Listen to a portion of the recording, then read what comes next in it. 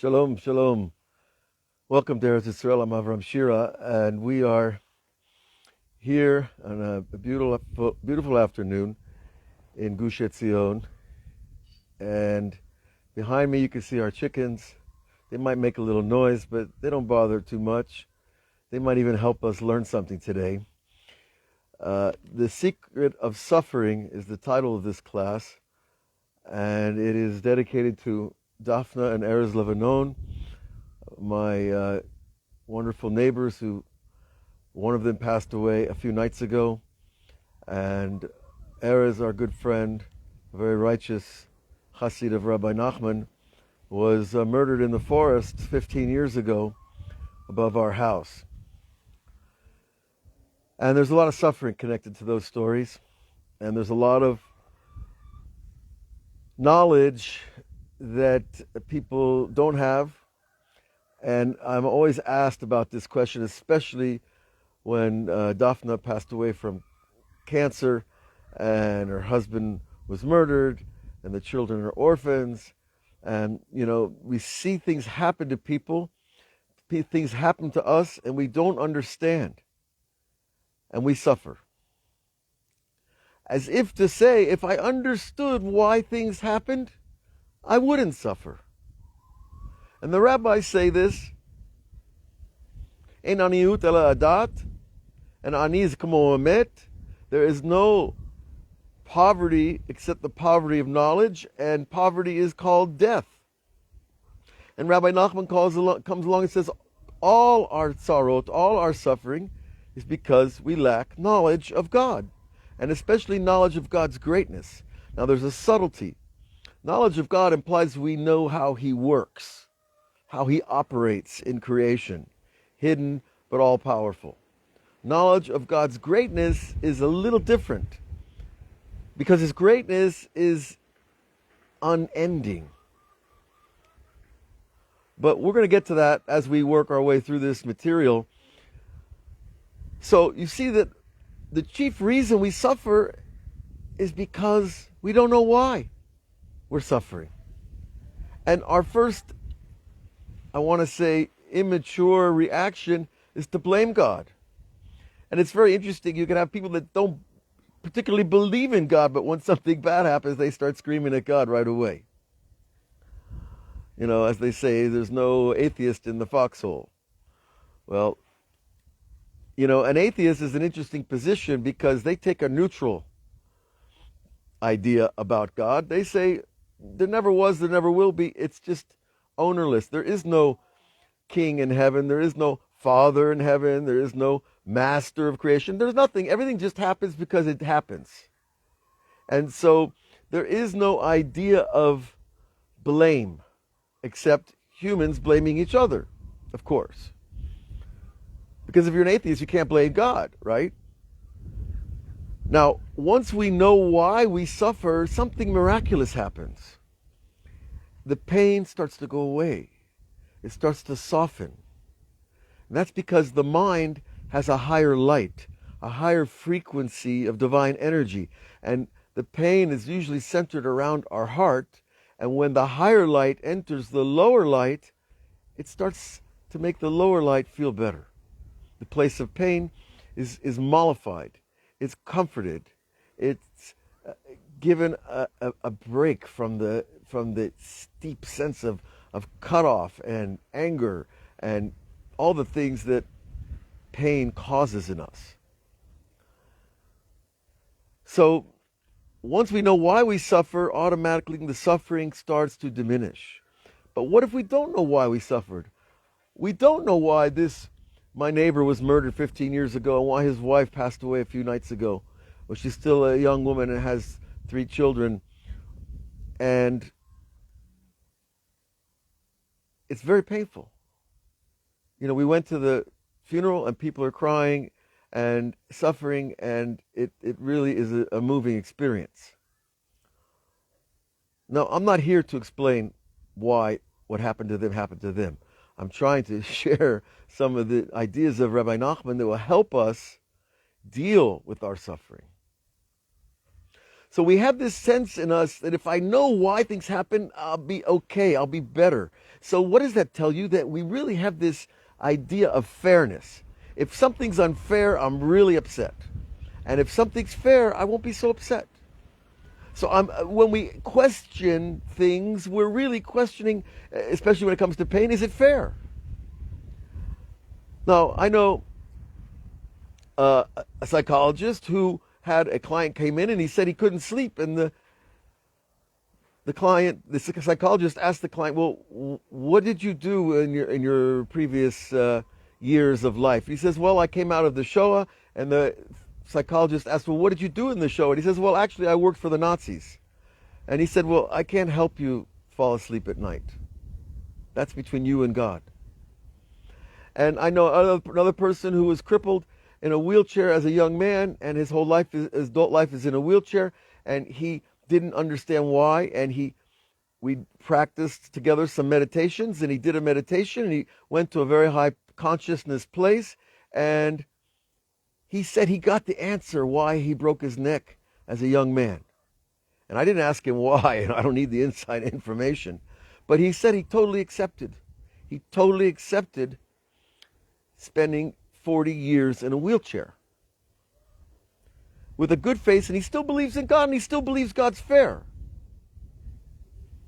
So we're searching for the fair, okay? And that's okay. But there's some people who say that there is no fair. It's just ownerless. We say in Hebrew, hefker. It's ownerless, and that's the atheist position. And then there's the believer's position is, no, it has to be fair. Now, personally, that appeals to me because if the world isn't fair, if there's no fair king, fair God, fair father, fair anything, I don't want to be in this world. It's too brutal. And then there's the non-believer position. Well, there is a sense of fairness. It's God, it's man imposing ideas upon life and society that we feel it's fair. There are things that are clear to us that you don't have to, be a genius to understand the Ten Commandments. Okay, so there's that idea of the man really is the arbiter of his own fairness, which is a very, shall we say, unprobable, unreliable system for judgment and for seeing the bigger picture. Okay. But Nachman comes along and says the whole problem of our suffering is that we don't understand God's greatness. Now, I can accept that as an intellectual idea, but it doesn't really remove the pain. I don't know. I want to know why. I'll feel better. You can't tell me why, but you'll just tell me that God's great, so I have to accept that. And that's a very unsatisfying answer to a lot of people. It's very painful. But then I started to ask myself a question. Who am I to know God's secrets? Who am I to ask why my friend went through this suffering and why his wife went through her suffering? And when I'm asking the question, this is the real sharp blade of the knife of the question. When I ask the question, I'm not only am I judging God, but I'm assuming I'm a person who deserves to know things that are higher than me. That I should have access to God's mind to know why things happen. And that's an arrogant position. Now, the Talmud says a very interesting, the shortest phrase and the most powerful thing you could ever hear. Im yadativ ha'itiv. The rabbi in the Talmud says, if I knew him, I would be him. Think about that statement. If I knew him, I would be him. You're my friend. I know you, but I'm not you. I'm still me. And hopefully you're you, and hopefully there's healthy boundaries. But when it comes to Hashem, when it comes to the creator of the universe, if you know him, really know him, you are him. Now, what that tells us is that God is all knowledge. And knowledge is, of course, here in the head and in the heart. And when you know him, he's all knowledge. When you know all knowledge, you are all knowledge. If you had access to all the information of all the souls, of all the realities, of all the sciences, of all the possible total knowledge that's out there, then you would be effectively him. And that is another arrogant position if I think that I should have that much knowledge, that I'm worthy of it, I can handle it. That's absurd. But if you knew him, you would be him. So there's an a priori assumption here, an assumption I bring into the argument in the hidden places of my mind, that I should be a person that knows these things.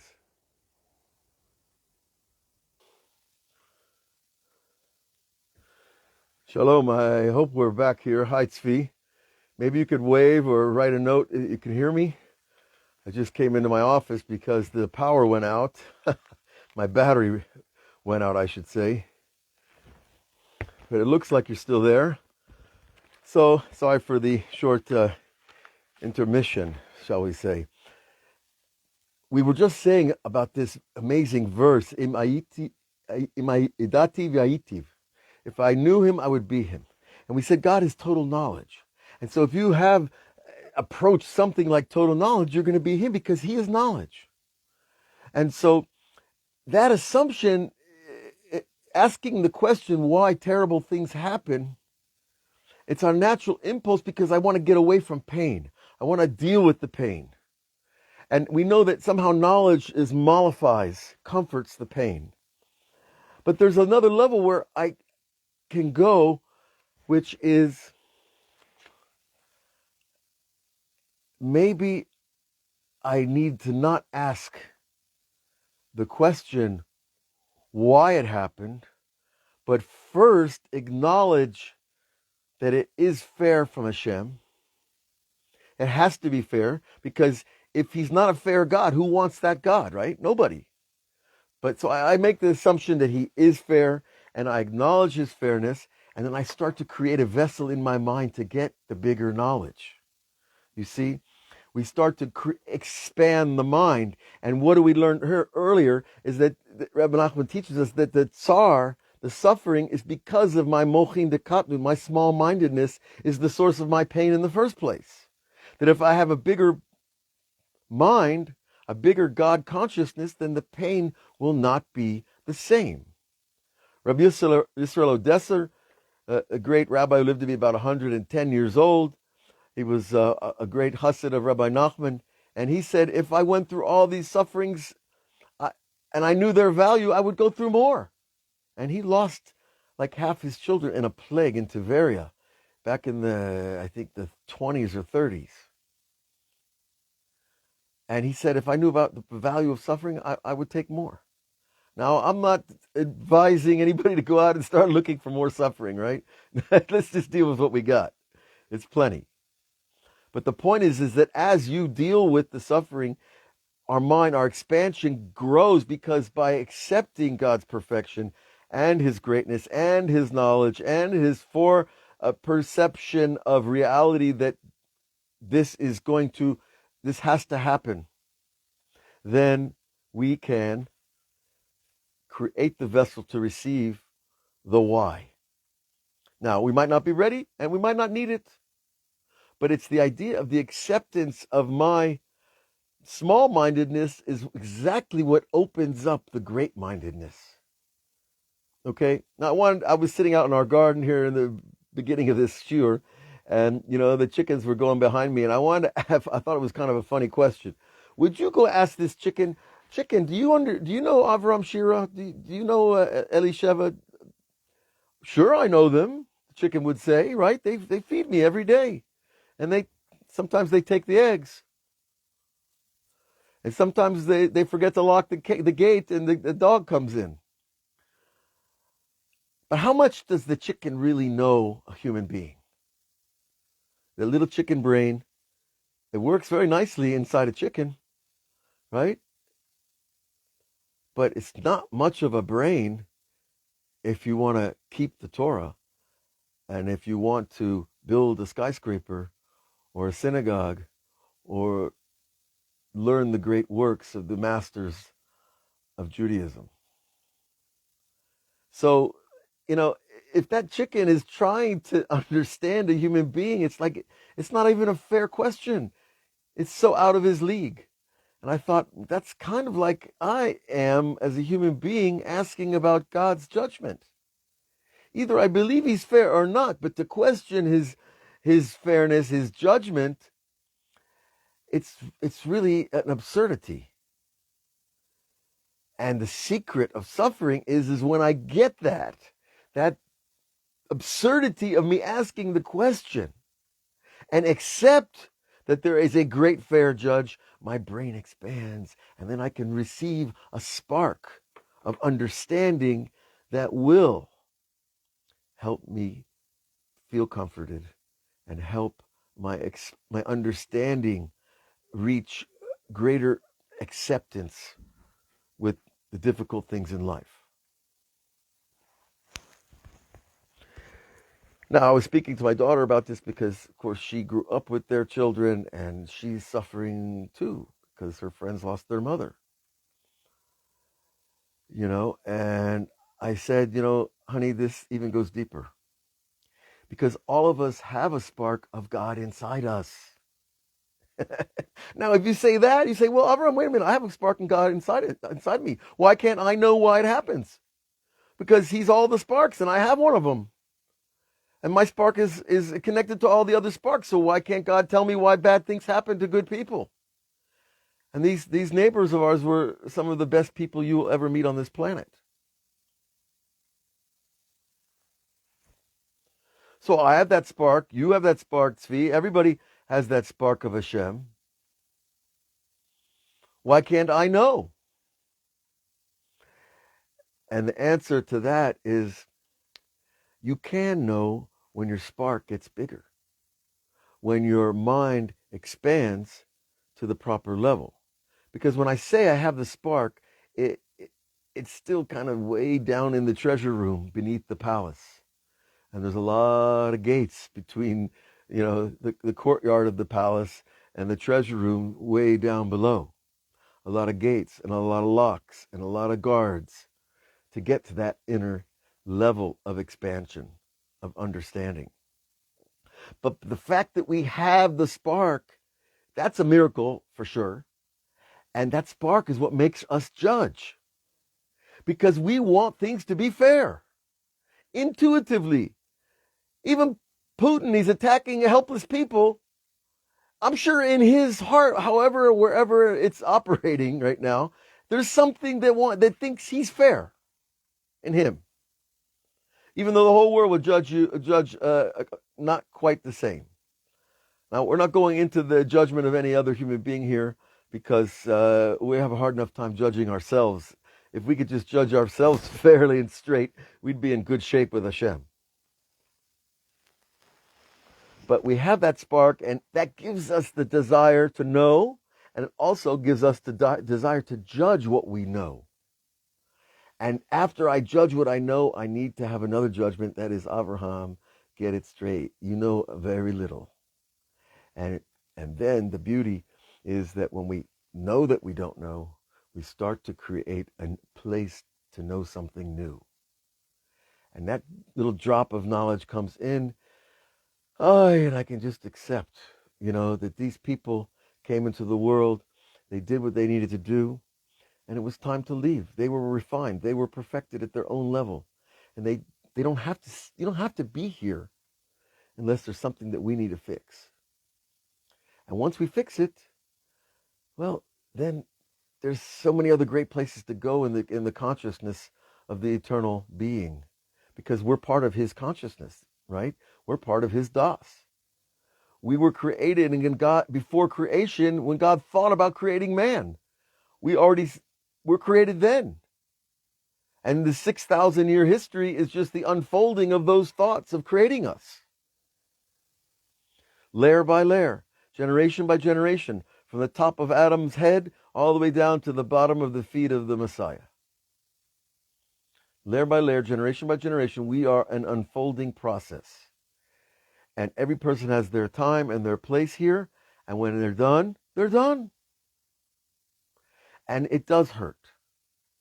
And the worst thing, I think, what I see is when people not only reject the pain, and they reject the idea that there's a fair God behind the pain, and they even attack the idea of a fair God. And that makes them run, right? When I get to that level where I say, God, you are not fair. I do not accept the murder of my friend. I do not accept his wife dying of cancer. Well, then I'm isolating myself from the entire universe. I'm cutting off from the entire tree of life. And I'm assuming that I know things. I'm assuming that I know what's fair, and it's not fair. And that's like a 5-year-old. You know, it's not fair. He got a bigger popsicle than me. He got more chocolate than me. That's a child. Or maybe it's like one of those chickens out in the courtyard, you know. I often think, you know, we feed the leftovers to the chickens. I mean, I wonder how they feel about that. Maybe they'd think, why don't you guys give me a home-cooked Shabbos meal? Why do I always get the leftovers? Some people think that they go through life thinking that they're getting the leftovers. But that's a question we got to deal with in a therapeutic context, I think. All right, individually. But, you know, when we get this little secret down that by knowing that I don't know, I create a place to know something. Or at least, even if I don't know it, God says, no, Avraham, you're not going to know that secret. That's not for you right now. Maybe you'll never know why these terrible things happen to people you love. Maybe you'll never know. But I can get comforted. I can get solace. I can get peace in the acceptance that it is fair and true and righteous at a level I cannot conceive of. And I should try to conceive of something. The rabbis say, right? With something that's too wondrous for you, don't ask. Don't ask questions that are only going to make you suffer more. Because that's what unanswered questions do. They make us suffer more. And nobody wants to suffer more, I assume. And in these great tzaddikim, they take on the suffering of others, which is a totally Jewish concept that Christianity kind of borrowed for a couple thousand years, right? That's because we're all integrated. And we're all living in one unified soul plane called Shekhinah. And when someone's really got a big capacity to suffer, he can take in other people's suffering that they can't handle themselves. And that's what happens when you go to the hospital and visit somebody and make them feel better. You do Bikur Cholim. That's why it's such a huge mitzvah. You can go to the hospital on Shabbat and visit the sick, and it's not exactly a Shabbat spirit there in the hospital. But the rabbis teach you, when you go visit the sick, you remove 1/60th of their illness just by walking in the room. Because we're on this integrated soul plane. And when you have a light, then you can share your light and you can absorb somebody else's pain. So if you're a Lubavitcher Rebbe, or you're a Hafetz Chaim, or you're a Ben Ish Chai, then your vessel is so big that you can bear the suffering for many, many, many people. And, you know, the Mashiach himself is called a Baal Yisurin. And, you know, Isaiah describes him, and Ezekiel describes the different features of the personality of who Mashiach is, and they all come back to the same thing. This guy suffers. He's sitting in the gates of Rome, rewrapping his bandages all the time. What does that mean? You know, he's a skateboarder and he keeps falling. Keep wrapping his bandages from falling off a skateboard? No. Those pains, the suffering of the people. It's the suffering of the collective negative energy of, well, for lack of better words, sin, right? Because we are not just part of creation. I was explaining to my wife, you know, we have to really get this down. We are the switch that turns on creation or turns it off. And that's why the rabbis teach, if there was no one keeping the Torah, the world would go back to exile, you know, tohu vavohu, to complete nothingness. And that's why there was no rain until Adam was created. He turned on the switch by turning on prayer. So that's a powerful deal. Think about it. That if you pray, you can bring rain. Now that's a big power. But if I go against Hashem and go against the creation, I can stop the rain. And then all of a sudden people say, no, God, why aren't you giving me rain? Well, why aren't you giving yourself rain? Why am I not doing the things I need to do to bring the rain? The shefa, the nourishment, the spiritual power, the understanding, the wisdom. that the Torah wants to give us. So let's stop trying to judge God. Let's stop trying to judge our neighbors. Let's stop trying to, we have to judge our deeds. But I'm not going to judge the true quality of my soul. I don't know how far back my soul goes, and none of you, Gil, you don't know how far back your soul goes, who you were 5 generations ago or 20 generations ago. None of us do, really. But I know that it does exist. I know I'm coming from deep in creation because all of us are rooted in Adam HaRishon, the first man. And each of us is a spark that came from that collective. And when we have knowledge of the past, then the suffering starts to expand. We start to see it in context, and it doesn't hurt as bad. There is still loss. And that's why we have the 7 days of mourning and the 30 days of the first month and the first 11 months, right? The Shana of the passing of a loved one. But after you go through it, you'll know that you're a different person. Your vessel is stronger, and you can handle the suffering, and you can hear the news, and you can feel the pain of what's going on in this world, and still love God and not judge him, and only feel the poor human beings, God help them, and everything gets turned to prayer. And that's why we're here. So God bless you all. Have a great day.